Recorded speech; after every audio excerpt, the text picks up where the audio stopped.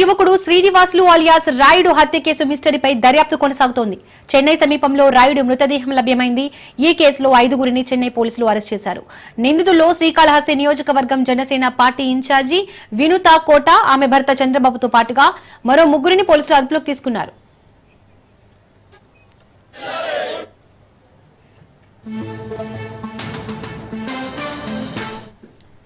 వినుత, ఆమె భర్త చంద్రబాబుతో పాటు నిందితులను శ్రీకాళహస్తి తీసుకొచ్చి పోలీసులు అన్ని కోణాల్లో విచారణ జరుపుతున్నారు. శ్రీనివాసులు అలియాస్ రాయుడు గతంలో వినుత వద్ద కారు డ్రైవర్ గా పిఏగా కూడా పనిచేశాడు. 2 వారాల కిందటే అతన్ని ఆమె విధుల నుండి తొలగించారు. అనుమానాస్పద స్థితిలో చెన్నైలోని మురికి కాలువలో శ్రీనివాసులు మృతదేహం లభ్యమైంది. అయితే చనిపోయిన వ్యక్తి శ్రీనివాసులకు తమకు ఎలాంటి సంబంధం లేదని శ్రీకాళహస్తి జనసేన ఇన్ఛార్జ్ వినుత చెప్పుకొస్తున్నారు. ఈ నేపథ్యంలో యువకుడి హత్య గురించి ఆరా తీస్తున్నారు. మరోవైపు వినుతను పార్టీ నుండి జనసేన హైకమాండ్ సస్పెండ్ చేసింది.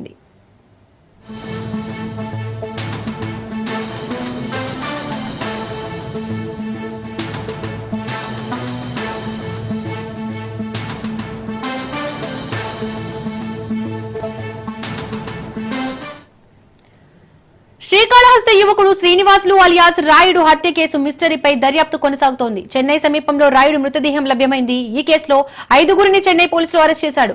నిందితుల్లో శ్రీకాళహస్తి నియోజకవర్గం జనసేన పార్టీ ఇన్ఛార్జ్ వినుత కోట, ఆమె భర్త చంద్రబాబుతో పాటుగా మరో 3గురిని పోలీసులు అదుపులోకి తీసుకున్నారు.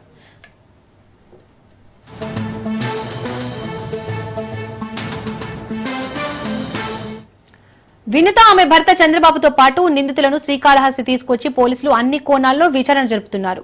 శ్రీనివాసులు అలియాస్ రాయుడు గతంలో వినుత వద్ద కార్ డ్రైవర్ గా పిఏగా కూడా పనిచేశాడు. 2 వారాల కిందటే అతన్ని ఆమె విధుల నుండి తొలగించారు.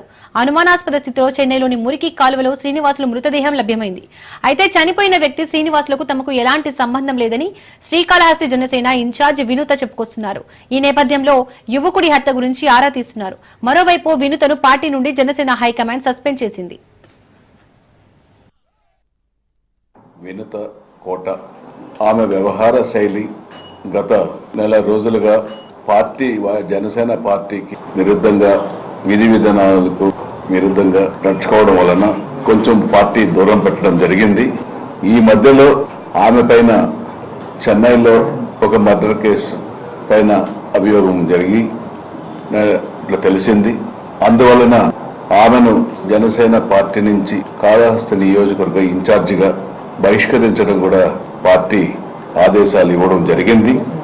పార్టీ ఆదేశాల మేరకు కాళహస్తి శ్రీమతి వినుత కోట జనసేన పార్టీ ఇన్ఛార్జిని పార్టీ నుంచి సస్పెండ్ చేస్తూ ఈరోజు నిర్ణయాలు కూడా తీసుకోవడం జరిగిందనేసి కూడా తెలియజేస్తున్నాము.